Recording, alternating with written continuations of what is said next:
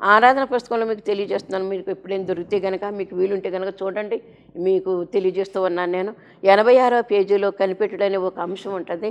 ఆ అంశంలో మరి రాసినటువంటి మాట మీకు తెలియజేస్తున్నాను. ఏమనంటే, ప్రతి వారును రోజు ప్రార్థనలో అధంపక్షం 1 గంట కనిపెట్టు వాడుక కలిగి ఉండటం మంచిది అని రాస్తారు దైవజనులు. అర్థం చేసుకోండి అమ్మ. మీకు వీలైనటువంటి మాటలేమి మీకు నేను తెలియజేస్తూ ఉన్నాను. కాని మాటలేమీ తెలియజేయట్లేదు. మీకు ఇష్టం కాని మాటలు కాదు. మనం ప్రార్థన చేస్తాం, పాటలు పాడతాం, ఎంతైనా ప్రసంగాలు చేస్తాం. కానీ కనిపెట్టుడు అనేటువంటి మాత్రం చాలా తక్కువగా ఉంటుంది. ఎవరో కానీ కనిపెట్టలేరు. అందుకే మునీశ్వరులుంటే దేశం అన్నారు మన యొక్క దేశాన్ని. వారు హిందువులు అవనివ్వండి, అన్యులు అవ్వండి, ఎవరు అవనివ్వండి, మౌనంగా ఉండి కనిపెడతారు వారు. వారు ఏ దేవుడికి మొరపెట్టుకున్నప్పుడు అసలు దేవుడు సృష్టికర్త యెహోవా దేవుడే కదా, ఆయన దగ్గరికి కదా వెళ్తుంది. ఎవరి దగ్గర నుంచి వెళ్ళినప్పుడు కూడా నా ఉద్దేశం అది. కనుక 1 గంట కనిపెట్టు వాడుక. రోజంతా మనం ఎక్కడ ఉండక్కర్లేదు. రోజుకు 1 గంట, 24 గంటలు 1 గంట ఆయనకి ఇచ్చేయాలి. అది మొదటి గంట. తెల్లవారుజాము శ్రేష్టమైన సమయం అది. 1 గంట నువ్వు లేచిన వెంటనే శుద్ధీకరించబడి బట్టలు మార్చుకుని దైవసన్నిధి, దేవా నాకు కనపడి నాతో మాట్లాడము, అందరికీ కనపడము, అందరితో మాట్లాడము, ఆమేన్, అంతే చాలు. ఏ స్నామం కూడా అనక్కర్లేదు మనం అనేసి నువ్వు మౌనంగా ఉండు. దేవుడు నీకు ఎన్ని దర్శనాలు ఇస్తాడో. నువ్వు చేయాల్సిన పనులేంటి, చేయకుండా పనులేంటి అన్నీ కూడా నీ శరీరంలో ఉండేటటువంటి అవయవాలన్నీ కూడా తన రక్తంతో శుద్ధీకరించి మేలైన జీవితం నీకు ఇచ్చేటటువంటి ఒక గొప్ప అవకాశం అని మీకు నేను తెలియజేస్తాను. ఇది మిషన్ భేదాలు పెట్టుకోవద్దు. దేవుడు, బైబిలు, మనకు దేవుడు అందరి దేవుడు, బైబిల్ అందరికీ కూడా. కనుక ఇదే ఒక మెయిన్ కాన్సెప్ట్ పెట్టుకుని మీరు చేసి చూడండి. అని ప్రతివారు రోజు ప్రార్థనలో అధమపక్షము 1 గంట కనిపెట్టు వాడుకంటే అలవాటు. 1 గంట అనేటువంటి మాటలు ఏమన్నారంటే పెద్ద అక్షరాలతో రాస్తారు ఆ పేరాలో. అది కూడా మీరు గమనించండి, చూసినట్లయితే కనుక మంచిది. ఒక అంశమును గురించి ప్రార్థించి ముగించిన వెంటనే వెళ్ళిపోక అక్కడనే కొంతసేపు కనిపెట్టిన ఎడ్ల ప్రభు మన మనసులో జవాబు తోచినట్లు చేయును. ఇది కంపల్సరీ జరిగేటటువంటి పని. మీరు చేసి చూడండి. అంటే అంశం అనే మాట, అంశం మీరు పెట్టుకోండి, పెట్టుకోకపోండి, అది ముఖ్యమని కాదు. ఇప్పుడు తెలియజేస్తుంటా దినాన్న నా అలవాటుని బట్టి మీకు చెప్తూ ఉన్నాను. ఏమనంటే, ఉదయాన్నే లేచి స్నానం చేయగలిగితే కనుక శ్రేష్టమైనటువంటి శుద్ధీకరణ చేసి, బ్రష్ చేసి, స్నానం చేసి, వేరుబట్టలు కట్టుకుని ఒక చోట చాపేసుకుని మోకరించి, దేవా నాకు కనపడి నాతో మాట్లాడము, అందరికి కనపడము, అందరితోనూ మాట్లాడము, ఆమేన్ అనుకుని మీరు మోకరించండి. 1 గంటకు తక్కువ కాకుండా మోకరించండి. మోకరించి ప్రభు దగ్గర మీరు ఇంకే మనవలు చెయ్యొద్దు, మంచిగాని చెడ్డగాని మాట్లాడొద్దు, కనిపెట్టండి చాలంతే. ప్రభు మీకు దర్శనాలు ఇస్తారు. ఆయన ఎలాగున్నారో చూపిస్తారు. పరలోక రాజ్యం ఎలాగుందో చూపిస్తారు. ఏడెస్ ఎలాగుందో చూపిస్తారు. ఎక్కడెక్కడికి తీసుకెళ్ళాలి అక్కడికి తీసుకెళ్ళి ఆయన చూపిస్తారో అది మనం గమనించవలసిన గొప్ప ఆశీర్వాదం. గమనించాలి. ఇలా చెప్తుంది ఏంటని కొనేటువంటి వాళ్ళకి నేను చెప్పట్లేదు. మీరు ఆలోచించేసేవారికి మాత్రమే ఇది నేను మీకు తెలియజేస్తున్నాను. అందుకే ఏమన్నారంటే, ఈ చిన్న సూక్ష్మ ప్రార్థన అన్నారండి. దీన్ని ఏమన్నారంటే పెద్ద ప్రార్థన కాదు, సూక్ష్మ ప్రార్థన. ఈ సూక్ష్మ ప్రార్థన చేసి చూడు, నీకు శుభమే కలుగుతుంది.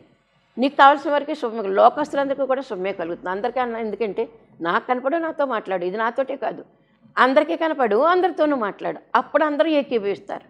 ఒకే అంశం మీద నాకు కనపడ్డట్టే ఇతరులు కూడా కనిపించావనుకో ప్రభా, ఆ అంశాన్ని ఇంకెవరు క్లియర్ కట్గా ఉంటుంది, ఇంకెవరికి విమర్శనాత్మకంగా ఉండదు. అంచేత నాకు కనపడు, నాతో మాట్లాడు, అందరికీ కనపడము, అందరితోనూ మాట్లాడు. ఇది అందరికీ ఉద్దేశించినటువంటిది యూనివర్సల్ ప్రేయర్. ఇది సూక్ష్మ ప్రార్థన. కనుక దేవుడు మనకి బైబిల్లో కూడా ఏమని రాసి పెట్టారంటే, కీర్తన గ్రంథం 37:7లో యెహోవా ఎదుట మౌనముగా ఉండి ఆయన కొరకు కనిపెట్టుకొనుము. ఎంత చక్కని మాట, బైబిల్లో ఉన్నటువంటి వాక్యమే కదా. ఇప్పుడు కనిపెట్టుట అనేటువంటి మాట ఇది వేరు మాట కాదు, ఎవరో చెప్పిన మాట కాదు, ఇది దెయ్యము సాతాను చెప్పినటువంటి మాట కాదు, దేవుని వాక్యమే, దేవుడు మాట్లాడినటువంటి మాటే. ఇది దైవజనులు మనకు వాడుకలో పెట్టుకోమని చెప్పారు. ఎంత గొప్ప మంచి సంగతి. చిన్నపిల్లలు చెప్పినా పెద్దవారు చెప్పినా మనం వినొచ్చు, ఏం పర్వాలేదు. కనుక ఇది దేవుడు మనకి ఆత్మీయ వృద్ధి కొరకు, దేవునితో సహవాసం వృద్ధి కొరకు దేవుడు చేసిన గొప్ప ఏర్పాట్లని మనం అర్థం చేసుకుందాం.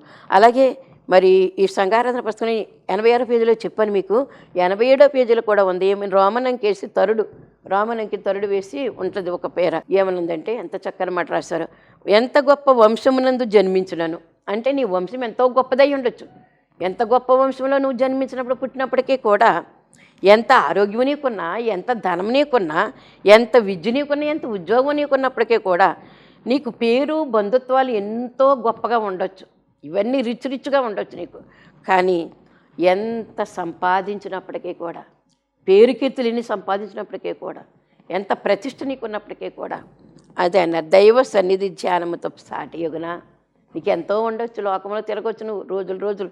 ఒక్క గంట దేవుని సన్నిధిలో కనిపెట్టడం అనేది దానికి సాటి అవుతుందా? ఇవన్నీ కూడా కావే. అది అర్థం చేసుకోండి అమ్మా మీరందరూ కూడాను. అందుకే ధ్యాన విద్య వలన తక్కిన వాటన్నిటికీ రాణింపు సహాయం కలుగుతుంది. ధ్యాన విద్య అన్నారు. ఈ ధ్యాన విద్య వల్ల రాణింపు కలుగుతుంది, అంటే మనకు మెరుగు కలుగుతుంది, మన జీవిత విధానంలో ఒక మెరుగు అది కలుగుతుందని మనం అర్థం చేసుకుందాం. అలాగే ఈ సంఘారాధన పుస్తకంలో 132 పేజీలో కూడా మొదటి పేరాలో ఏమన్నా దైవ సన్నిధి అని ఉంటుంది. అది 7-8 ఏళ్ళలో ఏముంది, నీ యుద్ధ మౌనముగా ఉన్నందున సమస్త కీడులు పోయి మేళ్ళు కలుగుననియు. ఇది దేవునికి మనం స్తుతి చెల్లించుకున్నాం అన్నమాట. నీ యుద్ధ మౌనంగా ఉండటం వల్ల ఏం జరుగుతుంది? కీడులు పోయి మేళ్ళు కలుగుతున్నాయి. ఇది దీనివల్ల వచ్చేటటువంటి మనకి కీడుంటూ ఏదైతే ఉందో ఆ కీడు పోతుంది, మేలు కలుగుతుంది.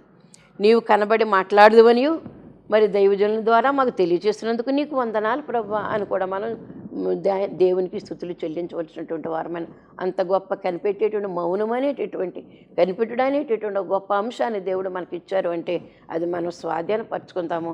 దేవుడు ఇచ్చినవన్నీ కూడా స్వాధీనపరచుకుందాం. ఆయన మన వశమైపోయారు. బైబిల్ మనం వశం చేసేసారు. ఆయన మనకు తండ్రి అయిపోయి మనకి చనువిచ్చేశారు. ఆయన చంకన ఎక్కడానికి కానీ, ఆయన భుజాల మీదకి ఎక్కడానికి కానీ, వార్ధక్యం వచ్చేవరకు కూడా ఎత్తుకుని ముద్దాడువాడని నేనే, చంకనెత్తుకునేవాడు నేను. ఎన్ని వాక్యాలు రాయించారని గ్రంథంలో మనకి. కనుక అట్టి సహవాసం కలిగించుకోవడానికి దేవుని సన్నిధికి మనం రావాలంటే ఒకే ఒక్క ముఖ్యమైన ఘట్టం పరిశుద్ధతే నీ సన్నిధికి అనుకూలము. కనుక అనుకూలమైనటువంటి ఆ పరిశుద్ధ అనేటటువంటి దాన్ని మనము కలుగు చేసుకొని ప్రభు సాన్నిధ్యంలో మనం ఉండడం అనేటటువంటిది ఈ గొప్ప మరి అవకాశం మనకు దేవుడు ఇస్తున్నారని. అందుకే ఒక కనిపెట్టడానికి అనేటటువంటి కనిపెట్టితే ఎన్ని దర్శనాలు వస్తాయో, మహిమను చూడగలుగుతాం మనం. ప్రభు ఎక్కడున్నారో, మరి ఆదామావులు ఎక్కడున్నారు, భక్తులు ఎక్కడున్నారు, వారి యొక్క విషయాలన్నీ కూడా మనము కనిపెట్టడం ద్వారా మనం నేర్చుకోగలిగేటటువంటి అంతస్తుకు మనము చేరతామని దేవుడు మనకి ఈవేళ తెలియజేస్తూ ఉన్నారు. అందుకే ఏమన్నారంటే ఈ మహిమ ఎక్కడి నుంచి ఎక్కడికి వచ్చింది? తోటలో నుంచి తొట్టిలోకి అనుకొని చెప్పుకున్నాం ఇందాక మనం. తోటలో వాగ్దానం, తొట్టిలో బాలుడు. దేవుడు ఆదాములకు ఇచ్చిన వాగ్దానం. ఆ వాగ్దానాన్ని బట్టి ఏమొచ్చిందంటే తొట్టిలోనికి బాలయేసుగా వచ్చేసారు. ఈ మహిమ బాలుడు బాలయేసు, మహిమ బాలుడు వచ్చినటువంటి ఆయన బాలయేసుగా మన చేతుల్లోకి వచ్చినటువంటి అనుభూతి మనం పొందుకోవాల్సినటువంటి వారమని. తప్పేమీ కాదు ఇది. బాలుడా, అంత పెద్ద దేవుడు నీ చేతుల్లోకి వచ్చాడా అని విమర్శించేటువంటి వారి జోలికి మనం వెళ్ళొద్దు. నీ అనుభవం నీది, నా అనుభవం నాది. కనుక ఆ బాలయేసుని మనం చేతుల్లోకి తీసుకుని మనం ప్రభు ఆనాడు నువ్వు ఎలాగున్నావో మేము చూడలేదు కానీ ప్రభు, ఒకవేళ చూసిన వారు మాత్రం నమ్మగలిగారా? మరి యూదులు కానీ శాస్త్రుల పరిచయులు కానీ విమర్శించేవారు కానీ చూడగలిగారా? కనుక్కోగలిగారా? లేదే. అందుకని ఇప్పుడు మేము నిన్ను హృదయానికి హత్తుకుంటున్నాను తండ్రి, నా హృదయం అనే తొట్లో నువ్వు వరుండు ప్రభు అని ఆహ్వానించేటటువంటి పరిస్థితి దేవుడు మనకి ఈ రోజున కలిగిస్తూ ఉన్నారని నమ్ముకుందాము. అందుకే ఏమన్నారంటే ప్రవక్తల కాలం దగ్గర నుంచి కూడా ఎంతోమంది ప్రవక్తలు సంఖ్యాకాండంలో, నిర్గమకాండంలో, ఆది కాండం నుంచి కూడా కాండాలన్నిటిలో నుంచి కూడా మరి యేసుప్రభు పుడతాడేంటి వాగ్దానాలు ఎన్నో ఉన్నాయి. అది ఎక్కువ వివరణలతో యెషయా గ్రంథము, పెద్ద ప్రవక్త అయినటువంటి యెషయా గారు రాసినటువంటి దర్శనంలో చూసినటువంటి ఆయన మాటలు రాశారని, ఆయన యేసుప్రభు యొక్క జన్మ మరియు శ్రమ చరిత్ర, సమాజ చరిత్ర, అయినటువంటి చరిత్ర, ఇంకా ఆయన చరిత్రలన్నీ కూడా ఆయన కూలంకుషంగా ఆయన దర్శనం ద్వారా చూసి తెలియచేశారు. అది మనం అర్థం చేసుకుందాము. అలాగే 7:14 ఏమని వచ్చింది ఆయనకి ప్రవచనం, దర్శనము ఏమని వచ్చింది యెషయా గారికి 7:14. కాబట్టి ప్రభు తానే ఒక సూచన మీకు చూపును, ఆలకించుడి కన్యక గర్భవతి కుమారుని కని అతని ఇమ్మానుయేలుని పేరు పెట్టిన అనేటువంటి మాట మనం చదువుతూనే ఉన్నాం ప్రతి క్రిస్మస్ కూడా. మరి కంఠత వాక్యాలుగా కూడా మనం చెప్తూనే ఉంటాం. మన పిల్లలు కూడా చెప్తున్నాం, ఇంత పిల్లల చేత కూడా మనం కంఠోపాఠం చేస్తూ ఉంటాం. కానీ దాని యొక్క అర్థం మనం గ్రహించుకోవాల్సినటువంటి వారమైన ప్రభువు తానే ఒక సూచన. ఆ సూచన ఏంటంటే కన్యక గర్భవతి అయి కుమారుని కని ఆయనకి ఇమ్మానుయేలు. ఇమ్మానుయేలు అంటే యెహోవా మీకు తోడై ఉన్నాడు, దేవుడు మీకు తోడై ఉన్నాడు, ఇమ్మానుయేలు అనేటువంటి మాట. ఆయన ఎప్పటికీ కూడా ఆనాడు మనకు నేటి వరకు కూడా తోడై ఉంటూనే ఉన్నాడు, మన పక్కనే ఉంటూ ఉన్నాడు, మన చేతిలోనే ఉంటూ ఉన్నాడు, మన చేయి పట్టుకుని నడిపిస్తూనే ఉన్నాడు, పడిపోకుండా కాపాడుతూ ఉన్నాడు. అటువంటి అనుభవాలు మనకి ఎన్నో దేవుడు ఇచ్చారు. అందుకే మరి యెషయా గ్రంథం 45లో కూడా మనం ఒక మాట రాయబడి ఉంది. ఏమనంటే యెహోవా మహిమ బయలుపరచబడును, ఒకడును తప్పకుండా సర్వ శరీరులు దాన్ని చూచెదరు అని వ్రాయబడి ఉంది ఈ యొక్క గ్రంథంలోని 40లో. మహిమ బయలుపరచబడాలి. మహిమ ఎప్పుడు కూడా బయలుపరచబడాలి. ఒక గుడ్డు ఉందండి, ఆ గుడ్డును మనము పెట్ట కింద పెట్టినప్పుడే ఒక రూపం ఏర్పాటై ఆ గుడ్లో ఉన్నటువంటిది ఏంటో బయలుపడుతుంది. 21 రోజుకి రూపం ఏర్పాటవుతుంది. రూపం లేని గుడ్డులో నుంచి రూపము ఏర్పడుతుంది అన్నమాట. అలా ఇది అంతా కూడా మహిమ దేవుడిచ్చినటువంటి గొప్ప మర్మాలు ఇవన్నీ కూడా. అందుకే ఈ కన్యక గర్భములో దేవుడు ఎలా పెట్టాడు. అందుకే నాకు ఒక శరీరం అమర్చుతావని హెబ్రీ పత్రికలో దేవుడు రాశారు. నాకు ఒక శరీరం నువ్వు అమర్చావయ్యా. మరి స్త్రీ పురుషుల ధర్మం ద్వారా వచ్చినటువంటి శిశువు కాదు కదా, దేవుడే అక్కడ పెట్టారు. అలాగే సృష్టిని ఎలాగైతే కలుగు చేశారో అలాగే మరియమ్మ గర్భంలో పరిశుద్ధాత్మ అనేటటువంటి ఒక ఆ పదార్థాన్ని తీసి యేసు ప్రభు యొక్క రూపం రావడానికి మరియమ్మ గర్భంలోనే ప్రవేశింపచేశాడు దేవుడు. ఆయన సృష్టికర్త, ఆయనకు అసాధ్యమైనది ఏదైనా ఉన్నదా? ఏం చేయాలనుకుంటే చేయగలుగుతారు. అంచేత రక్తంతో పని లేదు, మాంసంతో పని లేదు, ఆయన పెట్టి శరీరం ఒకటి ఏర్పాటు చేశారు. అందుకే దేవునికి ఆది అంతం లేదు, ఆయనకి తల్లిదండ్రులు లేరు, వంశావళి లేనివారు. వంశావళి పేరు రావాలి కాబట్టి యోసేపు అనేటువంటి వ్యక్తిని ప్రదానం చేసి మరియమ్మ గారికి ఆ గర్భాన్ని నక్షత్రాన్ని ఎన్నుకొని ఈ మంచి విత్తనం ఇది యేసు ప్రభుని విత్తనము, మంచి విత్తనం ఇది, చెడిపోయిన విత్తనం కాదు, ఈ ఉన్నతమైనటువంటి విత్తనాన్ని మంచి క్షేత్రంలో వేయటానికి మరియమ్మ గర్భాన్ని ఎన్నుకొని ఒక శరీరం ఏర్పాటు చేసి సమయం వచ్చినప్పుడు దాన్ని బయలుపరిచినట్లుగా మనం చూస్తూ ఉన్నాము. కనుక ఇది ఒక గొప్ప మర్మం. ఇది రక్తంతో పని లేదు, శరీరంతో పని లేదు. ఆయన చెయ్యాలనుకున్నారు చేసేసారంతే, ఆయన పుట్టించాలనుకున్నారు పుట్టించేశారంతే. అని ఏదైనా చేయగలడు. మనిషిని కలుగు చేయగలడు, మనిషిని తీసివేయగలడు, కొండలను పుట్టించగలడు, కొండలను తీసివేయగలడు. కనుక లయకర్త సృష్టికర్త ఆయనేనని మనకు తెలుసును. కనుక అందుకేమన్నారండి, కన్యక గర్భమందు దేవుడు జన్మించుట అనేటువంటి మాట ఇప్పుడు యెషయా గ్రంథం 1:35లోనేమో ప్రవచనం జరిగిందా. లోకాస్వార్త 1:35లో ఏమనుంది, దోత మరియం దగ్గరకు వచ్చి పరిశుద్ధాత్మ నీ మీదకి వచ్చును, సర్వోన్నతిని శక్తి నేను కమ్ముకొనును గనుక పుట్టబో శిశువు పరిశుద్ధుడే, దేవుని కుమారుడు అనబడను. ఇది ఒక మహిమ. ఇది ఇప్పుడు క్రీస్తు జన్మ మహిమ అన్నాం దీనికి హెడ్డింగు. అంటే దైవజనులు రాసినటువంటి మాటలే మీకు నేను తెలియజేస్తూ ఉన్నాను, నా సొంత వాక్యాలు కాదు, దైవజనులు చెప్పినటువంటి వాక్యాలే మీకు తెలియజేస్తూ ఉన్నాను. కనుక క్రీస్తు జన్మ మహిమ, లేకపోతే మెస్సియ జన్మ మహిమ. క్రీస్తు అనగా మెస్సియ, మెస్సియ అనగా క్రీస్తు, అభిషిక్తుడు అనే మాట.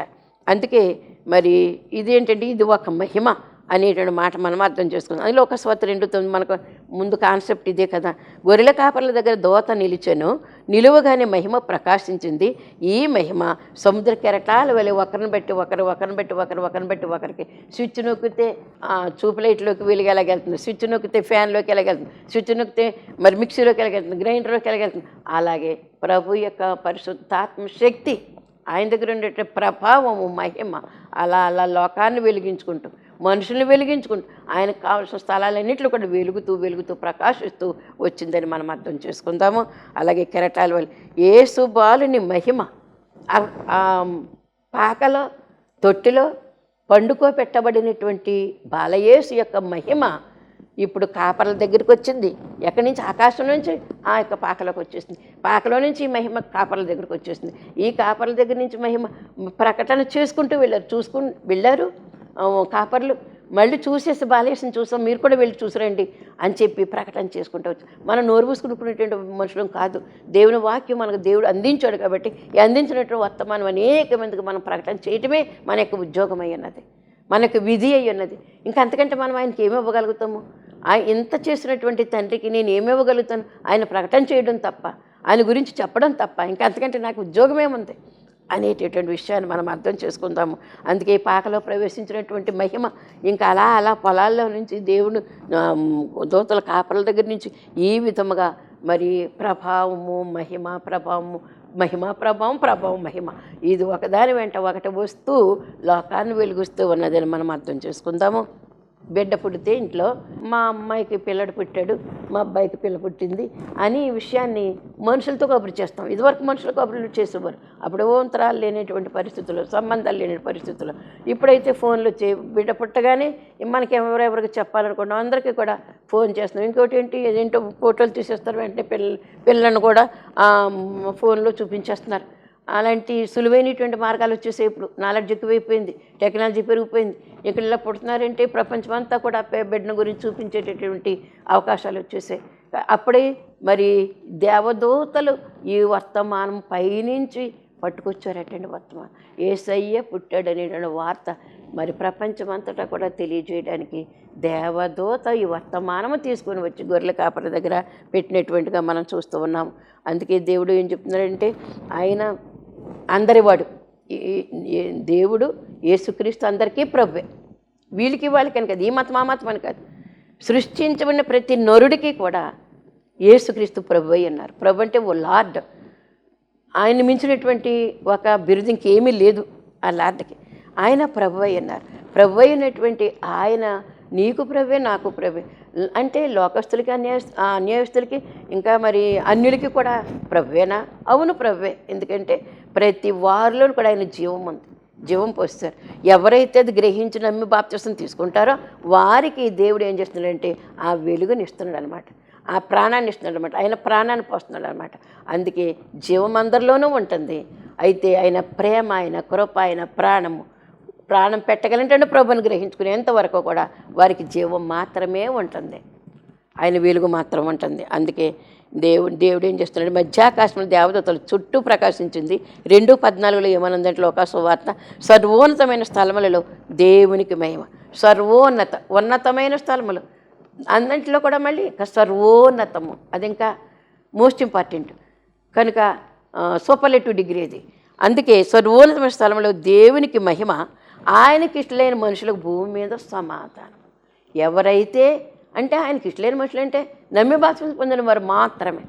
ఆయనకి ఇష్టలేని మనుషులకు భూమి మీద ఏం కలుగుతుంది? సమాధానం. క్రీస్తున్న ఇంట్లో సమాధానం ఉంటుంది. క్రీస్తున్నటువంటి ఇంట్లో ఏవి గొడవలు ఉండవు, సమాధానం. ఎందుకంటే ఒకవేళ గొడవలు వస్తే నరులుగా ఉన్నాం కాబట్టి వెంటనే మరలా అర్థం చేసుకుని సమాధానకర్త మన మధ్య ఉన్నారు కాబట్టి సమాధానం. షాలోం అంటే సమాధానం, షిలోహు అంటే సమాధానం. కనుక ఈ షాలోం అనేటటువంటి ఎందుకంటే యెషయా ప్రవక్త అన్నారు కదా 9:6 వచనములు ఏమనుంది, ఆయన ఆలోచనకర్త, సమాధానకర్త. ఆయనకు 6 బిరుదులు ఉన్నాయి అక్కడ. కనుక ఆయన గురించినటువంటి విషయాలన్నీ కూడా యెషయా గారు మనకు రాసిపెట్టి ఉంచారు. కనుక సమాధానమునకు కర్త, భూమి మీద సమాధానం అంటే ఆయనకి ఇష్టలైనటువంటి వారికి మాత్రమే ఆ సమాధానం. ఇష్టలైన వారు ఎవరో నమ్మి బాప్తిసం పొందిన వారు, ఇష్టలైనటువంటి వారందరికీ కూడా సమాధానం కలుగుతుంది. అందుకే ఆయన ఎలా ఉన్నారంటే ఆ మహిమ పరలోకాల నుంచి అందినటువంటి మహిమ భూమంతటిలో కూడా ప్రవేశించేసింది. ఈ మహిమ, ఈ వెలుగు. దిక్కులేని వాడుగా ఉన్నాడు ఆయన. ఎందుకు?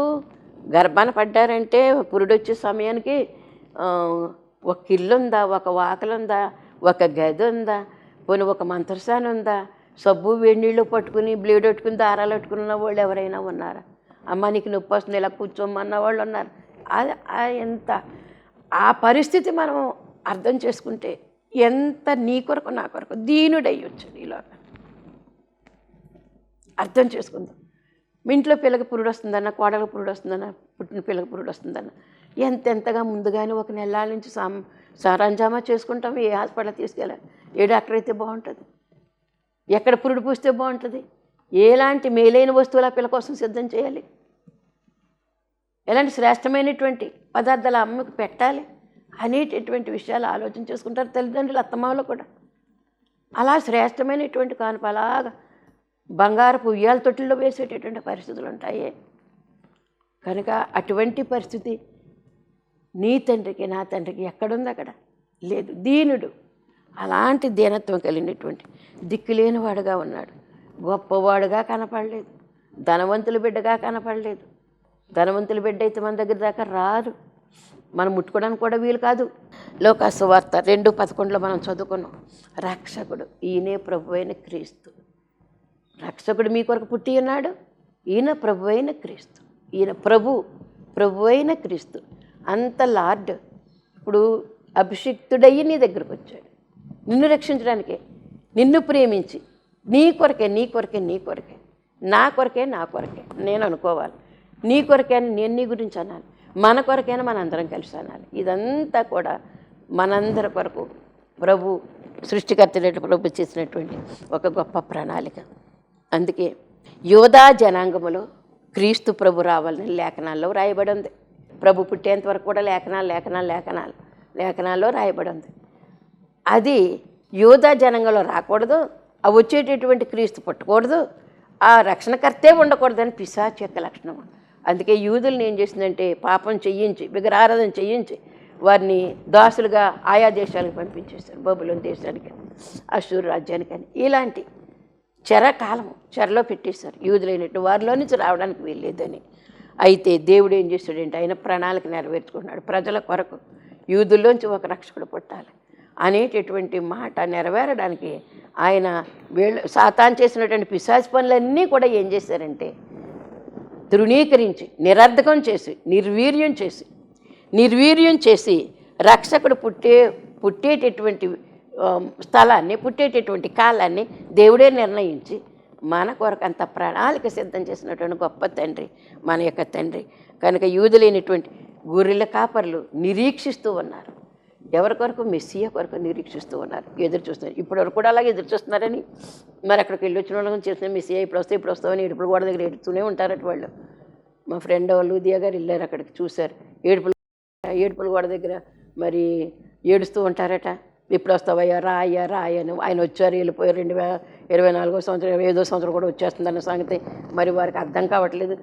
ఇలా ఏంటంటే వాళ్ళకి కన్నులు గ్రుడ్డితనము, ఆ పొరలు కప్పేసి క్రీస్తు వచ్చాడు వెళ్ళిపోయాడన్న సంగతి, వారు నిరాకరించారన్న సంగతి, అన్యులకి వెళ్ళిపోయింది రక్షణ భాగ్యం అన్న సంగతి వాళ్ళ గ్రహింపు లేనిటువంటి పరిస్థితిలో ఉన్నారు.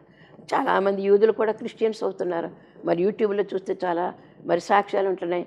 క్రీస్తుని ఎరిగినటువంటి వారు, యూదులైనటువంటి వారు కూడా మరి ఉన్నారని మనం అర్థం చేసుకున్నటువంటి విషయం ఇది. అందుకే దేవుడు ఇది ఒక మహిమ, ఏది సాతానిక కుట్రను దాన్ని బద్దలు చేసి ప్రభు ఈ లోకంలో జన్మించడానికి గొప్ప కార్యం ఏర్పాటు చేశాడంటే విషయము అది గొప్ప ఏర్పాటని. అలాగే కాపర్లు దేవుని యొక్క దూత రాగానే వెలుగు చూసి వారు ఏం చేస్తారంటే భయపడ్డారన్న సంగతి కరెక్టే. కానీ ఇంతవరకు చూసినటువంటి వెలుగు కాదు కనుక వారు భయపడ్డారు, సహజమే అది. ఎందుకు అస్తమానం ఈ రేకు మీద మనకి కొబ్బరికాయలు పుచ్చులు పడతానే ఉంటాయి, కాయలు పడతాయి, పడగానే పెద్ద బాంబు పేలినంత శబ్దం వచ్చేస్తుంది. మనం ఇక్కడ ఉన్న వాళ్ళందరం కూడా ఒక్కోసారి మనం ఏం చేస్తామంటే దద్దరిల్లిపోతాం. అది మనకు తెలుసు, కాయ పడుతుందన్న సంగతి తెలుసు, అది శబ్దం అవుతుందన్న సంగతి తెలిసినప్పుడు కూడా ఒకసారి ఒళ్ళు జలధరిస్తూ ఉంటుంది. అలాగే వారికి ఎన్నో వెలుగులు చూసినప్పుడు కూడా ఈ వెలుగు వేరుగా ఉంది, దీనికి ఏదో స్పెషల్ ఉంది, ఈ షైనింగ్కి ఒక స్పెషల్ ఉంది అని వారు గ్రహించి వారు ఏం చేస్తారంటే ఇది ఏమవుతుందో నేను భయం వచ్చింది. అందుకే దూత వెంటనే అన్నది ఏమండి, భయపడొద్దని. దేవుని యొక్క మాట ఎప్పుడు కూడా, అందుకే దేవదాసు గారు కూడా చక్కని 10 చరణాలకు 2 పాట రాశారు. భయపడరాదు క్రీస్తు విశ్వాసి, భయపడి దిగులు పడరాదు సుమి. ఈ పాటలో భయపడొద్దు. నీకు భక్తులు ఉన్నారు, ప్రార్థనలు ఉన్నాయి, మరి దేవతలు ప్రార్థన చేస్తున్నారు, భూలోకంలోని భక్తులు పరలోకంలోని భక్తులు కూడా ప్రార్థన చేస్తున్నారు, ఋషీశ్వరులు ప్రార్థన చేస్తారు. వీళ్ళందరూ ప్రార్థన దాటి నీ దగ్గర కీడు వస్తుంది అనుకుంటున్నావా? రాదు.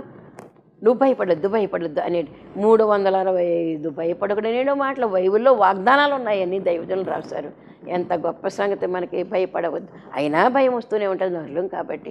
భయపడొద్దు అన్నమాట, భయపెట్టడం అనేటువంటి సంఘటనలు జరుగుతూ ఉన్నప్పుడు కూడా జస్ట్ 1 మినిట్ 1 సెకండ్ భయం వచ్చినప్పుడు కూడా మళ్ళీ వెంటనే దేవుడు మనకు ధైర్యం ఇస్తారు, ఆ భయం ఇస్తారు. ఆ గొప్ప సహాయం దేవుడు మనకి ఇవ్వకపోతే కనుక మన బ్రతుకు జీవించలేము ఈ లోకంలో. కనుక భయపడరాదు అని చెప్పినటువంటి ఈ గొర్రెల కాపర్లు ఏం చేశారు తెలుసా? భయపడితే భయపడ్డారు కానీ బాలుని చూసి వచ్చారు. దైవజనులు రాసిన మాట, భయపడితే భయపడ్డారు కానీ దేవదూత మాట నమ్మారట. అందుకే దేవుడు చెప్పినటువంటి మాట ఏంటంటే ఆ భాగ్యం కలిగించుకున్నారటండి వీరు. ఎందుకు కలిగింది?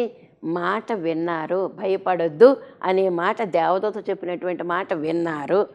వినినటువంటి ఆ మాటను బట్టి వారికి బాలును చూసేటటువంటి గొప్ప ధన్యత. మొట్టమొదటి వీరికే వెర్రి గొర్రెలు అంటారు. అందుకే వారికి ఏ మాయ తెలియదట, అమాయకులు అన్నారు, మాయలేనటువంటి వారట. కనుక వారు ఈ లోకపు మాయలు ఏవీ తెలియవు, దేవుని యొక్క పని చేయడమే వారికి తెలుసు. అందుకే ఆ భాగ్యం పొందగలిగారు. దేవుని చూసే భాగ్యం, వాళ్ళని ఎత్తుకునే భాగ్యం, అక్కడ మహిమ పరిచేటటువంటి భాగ్యం పొందగలిగారని మనం అర్థం చేసుకో. అందుకే కనిపెట్టడం అట. మనం ప్రార్థన అయిన తర్వాత 1 గంట కనిపెడితే ఈ గొర్రెల కాపలకి ఏ విధమైనటువంటి జవాబు వచ్చిందో అలాంటి జవాబే మనకు కూడా వస్తుందని మనం ఎందుకు నమ్మకూడదు? అందుకే నమ్ముదాము, దేవుడి మాటలో దీవించాలని కోరుకుంటూ ఉన్నాం. అందుకే మనం కూడా ఏం చేయాలని కనిపెట్టాలి. దూత చెప్పిన మాట, వీరిది ఒక మాట విందాం. ఏంటంటే, వారు విన్నారు, నమ్మారు, వెళ్దామని అనుకున్నారు, వెళ్ళారు, వాళ్ళని చూశారు, మహిమానందం పొందారు, వెళ్ళి వస్తూ ప్రకటించారు. ఇన్ని 7 రకాలైనటువంటి మాటలు వారి యొక్క జీవితంలో చేసినటువంటి మహా అద్భుతకరమైనటువంటి మహిమ. ఈ మహిమ వర్తమానము, మహిమ వార్తావళి, జన్మ సువార్త, ఈ సువార్త యొక్క మహిమ ఒకరిలోంచి ఒకరికి ఎలాగ వెళ్ళింది అనేటటువంటి మాట ఈరోజు మనం తెలుసుకున్నాం. అందుకే మంద కాపర్లు కష్టపడేటటువంటి వారై ఉన్నారు. వారికి నిత్యమూ కష్టం, రాత్రనక పగలనక కూడా కష్టపడటమే తెలుసు. వారికి విశ్రాంతి తీసుకోవడం, బద్దకించడం అనేటువంటిది వారి డిక్షనరీలోనే లేదు. పొలాల్లో ఏకాంతంగా ఉండేవారు, కుటుంబాలను విడిచి ఊరికి దూరంగా, కుటుంబానికి దూరంగా ఉండేటువంటి అలవాటు కలిగినటువంటి వారు. అందుకే ఏకాంత స్థలం కోరుకుంటూ ఉంటారు. కాపర్లేనటువంటి వారు అందరూ కూడా, విశ్వాసులైన వారందరూ కూడా ఏకాంత స్థలం చూసుకుని, ఎవరో లేనటువంటి ఒక ఏకాంత ప్రదేశం చూసుకుని, అందుకే కైలాస మహర్షి గారు అంటారు, వారి సోదర సుందర్ సింగ్ గారు అంటారు, హిమాలయ పర్వతాల్లో 12,000 మంది ఋషీశ్వరులు ఉన్నారని, సృష్టి కొరకు ఎప్పుడు విడుదల కలిగిస్తామని ప్రార్థన చేస్తున్నారని మరి దైవజనులు చెప్పినటువంటి, పెద్దలు చెప్పినటువంటి మాటలను బట్టి మీకు నేను తెలియజేస్తూ ఉన్నాను. అలాగే వారు ఏకాంతంగా ఉండి లోకం కొరకు ప్రార్థన చేస్తూ ఉన్నారు. మనము లోకంలో ఉండి లోకం కొరకు ప్రార్థన చేస్తున్నాం. కనుక లోకంలో, అందుకే దేవదాసయ్య గారు ప్రతి వారి యొక్క ఇల్లు కూడా ఒక గుహలాగా ఉండాలని. గుహ అంటే సన్నిధి అని, ఆ సన్నిధిలోనే మీరు ఏకాంతం పొందాలని. ఎక్కడికో అడవుల్లోకి వెళ్ళవలసిన పని లేదు, కొండల్లోకి వెళ్ళవలసిన పని లేదు, మీరు ఇంట్లోనే ఉండి ఏకాంతంగా ప్రార్థన చేసుకోండి. అదే సన్నిధి కదా అనేటటువంటి మాట. కష్టపడతారు, కుటుంబాలను విడిచిపెడతారు, మందలను కాసుకుంటూ ఉండేటువంటి లక్షణమైనది గొర్రెల వంటి దీనత్వం కలిగినటువంటి వారై ఉన్నారని. అలాగే మెస్సియా కొరకు ఓపిక కావాలటండి కనిపెట్టడం. వ్యవసాయదారుడు విత్తనం వేసిన దగ్గర నుంచి మరి కంగారు పడకుండా దానికి ఎన్ని అవసరాలు వచ్చినా కూడా చూసి పంట పండించేటువంటి వారై ఉన్నారు. పంట కొరకు ఎదురు చూస్తాడు. ఎంత కష్టమైనా పడతాడు, ఎంత పెట్టుబడైనా పెడతాడు పంట దిగుబడి వచ్చేంత వరకు కూడా. గర్భవతి అయినటువంటి స్త్రీ కూడా ఓపికతో చూస్తేనే 12 బిడ్డను తన చేతిలో తెచ్చుకోగలుగుతుంది, ఒళ్ళో వేసుకోగలుగుతుంది. అందుకే మెస్సియా కొరకు ఓపికత కనిపెట్టే లక్షణం ఉన్నది. ఈ కాపర్లకి ఏం లేదంటే, పైకి గొర్రె చర్మం కలిగి ఉండి అంతరంగంలో క్రూర మృగాల వలె ఉండేటువంటి అంతస్తు వారి దగ్గర ఉండదు. అందుకే ఏర్పాటు జనాంగంలో ఉన్నటువంటి వారై ఉన్నారు. నీవు నేను కూడా ఏర్పాటు జనాంగంలో ఉండేటువంటి వారమై ఉండాలని. ఈ మెస్సియా రాక మొదటి రాక అయిపోయింది, రెండవ రాకకు మనం ఇప్పుడు ఎదురు చెప్పుకోవాలి కాబట్టి ఈ విషయాలను చెప్పుకున్నాం. కానీ ఈ రెండవ రాకడకు ఎదురు చూసేటటువంటి విషయం మనం ఎప్పటికీ కూడా రెండవ రాకడే మన దృష్టి, రెండవ రాకడను మనం ఆకర్షించవలసినటువంటి విషయమని దేవుడు మనకు తెలియజేస్తూ ఉన్నారు. కనుక ఈ మాటలు దేవుడు మనల్ని దీవించును గాక. ఆమేన్. ప్రభువా నీకు వందనములు, స్తుతులు, కృతజ్ఞతలు తండ్రి. క్రీస్తు జన్మ మహిమ, మెస్సియా జన్మ మహిమ, ఈ మహిమ ఎక్కడి నుంచి ఎక్కడికి వచ్చిందో విషయాలు కొన్ని చెప్పుకున్నాం. అంతా మా తరం కాదు ప్రభా నాయన. కొంత చెప్పుకున్నాము, కొంత విన్నాము. ఈ వినిన వాక్యం మా అంతరాన్ని ముద్రించుకొని మందకాపులు ఏ విధంగా నిరీక్షించారో, ప్రతిఫలం పొందారో, అలాంటి నిరీక్షణ మేము కలిగిన వారమే, ప్రతిఫలం పొందేటటువంటి వారమై ఉండుటకు నీ కృపా సహాయం నిండుగా మాకు దయచేసి నీ నామ ఘనత కొరకు మేము వాడబట్టడానికి అవకాశం కలిగించమని యేసు అతి పరిశుద్ధ నామమున బాలయేసు నామమున అడుగుచున్నాను పరమ తండ్రి. ఆమేన్. మరణాత.